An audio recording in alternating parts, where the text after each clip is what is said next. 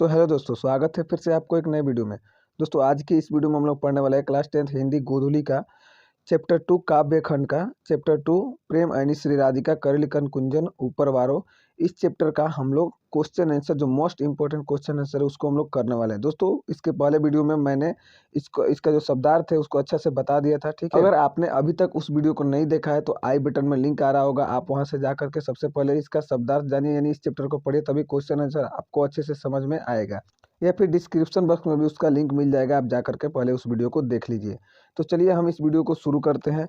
Video में आगे बढ़ने से पहले दोस्तों, अगर आप मेरे चैनल पर पहली बार आए हो तो प्लीज़ चैनल को सब्सक्राइब करके बेल आइकन को प्रेस कर लेना और वीडियो को लाइक करके अपने दोस्तों के पास शेयर जरूर कर देना। चलिए हम लोग शुरू करते हैं। तो चलिए हम जो प्रेम ऐनी श्री राधिका चैप्टर है उसका पहला क्वेश्चन देखते हैं। पहला क्वेश्चन दोस्तों यहाँ पर है कि रसखान रचित सवैये का भावार्थ अपने शब्दों में लिखें।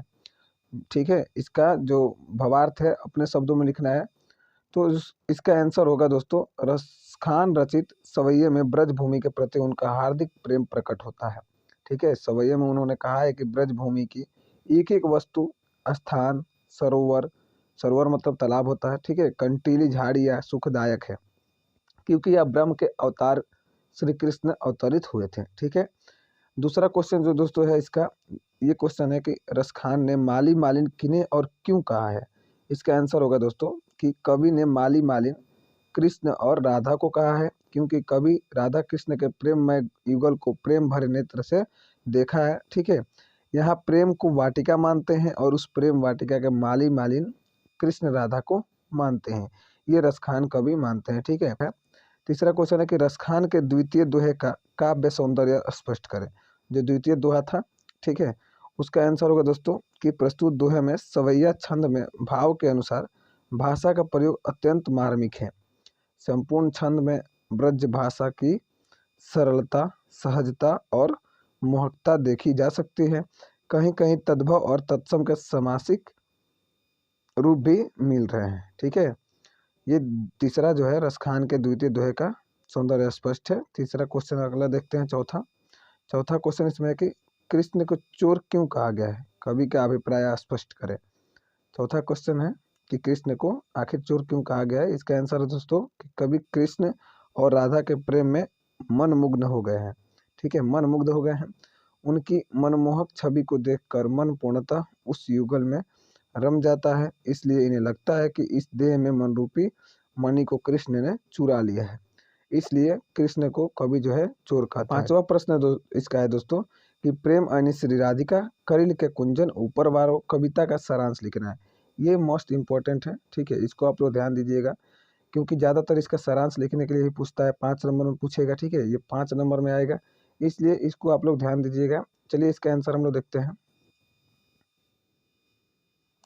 इसका आंसर होगा दोस्तों कि पाठ्य पुस्तक में प्रेम ऐनी श्री राधिका शीर्षक के अंतर्गत 4 दोहे संकलित हैं। 4 दोहे दिए गए हैं तथा करिल के कुंजन ऊपर वारो शीर्षक कविता के अंतर्गत एक सवैया संकलित है।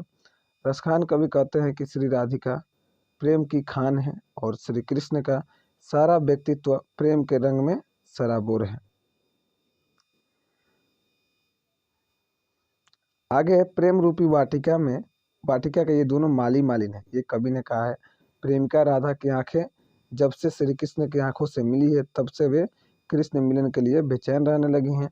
धनुष पर खींचे गए बाण के समान उनकी आंखें बड़ी कोशिश के बाद उनके वश में होती हैं, पर कृष्ण दर्शन की व्यवस्था में उनकी आंखें अस्थायी रूप से उनके वश में नहीं रह पाती। वे धनुष से छूटे तीर की तरह श्री कृष्ण की आकर्षक छवि की ओर बढ़ी तेजी से चल पड़ती है। नंद किशोर श्री कृष्ण ने राधा का मन रूपी माणिक्य चुरा लिया है।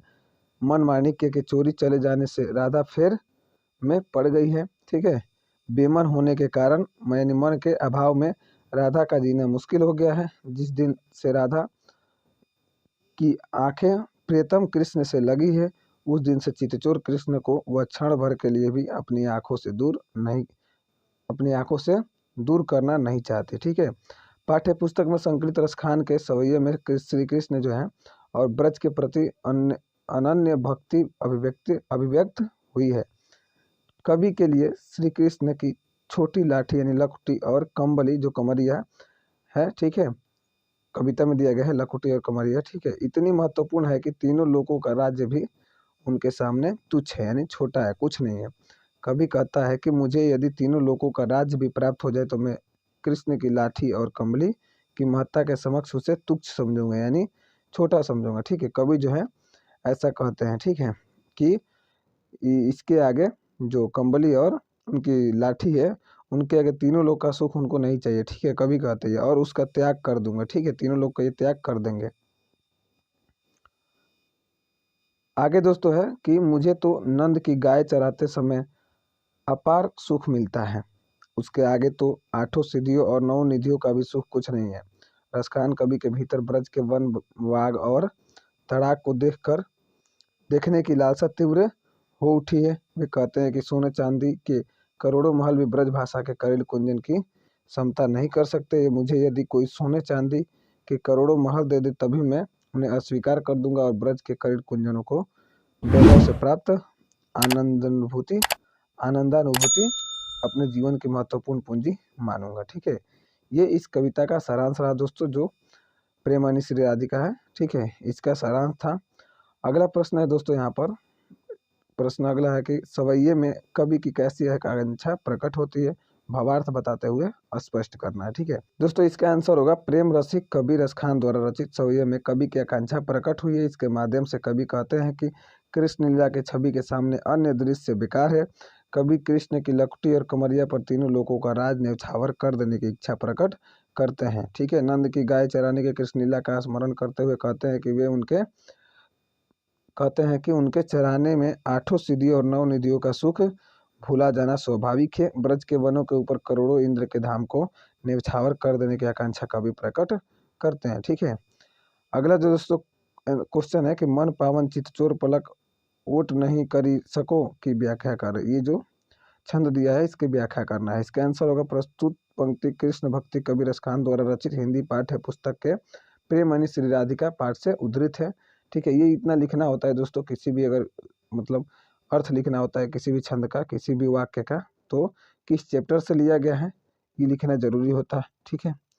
इसमें कवि ने कृष्ण की मनोहर छवि के प्रति अपने हृदय की दीक्षा को व्यक्त किया है। प्रस्तुत पंक्ति में कवि कहते हैं कि नंद किशोर में जिस दिन से चित लग गया है उन्हें छोड़कर कहीं नहीं भटकता। कृष्ण को अपना प्रीतम बताते हुए कहते हैं कि मन को पवित्र करने वाले चित्चोर को आठों पहर देखते रहने की कामना समाप्त नहीं होती। कृष्ण मन को हरने वाले हैं, चित्त को चुराने वाले हैं, उनकी मोहनी मूरत अपलक देखते रहने की आकांक्षा कवि व्यक्त करते हैं। तो इस वीडियो का लास्ट प्रश्न है कि रसखानी कबो इन आखिन सौ ब्रज के बनबाग तड़ाग निहारो, इसकी व्याख्या करना। ये जो वाक्य दिया है, ठीक है दोस्तों, इसका आंसर होगा प्रस्तुत पंक्ति हिंदी साहित्य की पाठ्य पुस्तक के रसखान रचित करोल के कुंजन ऊपर बारो पाठ से उद्धृत है। प्रस्तुत पंक्ति में कवि ब्रज पर अपना जीवन सर्वस्व न्यौछावर कर देने की भावमयी विदग्धता मुखरित करते हैं।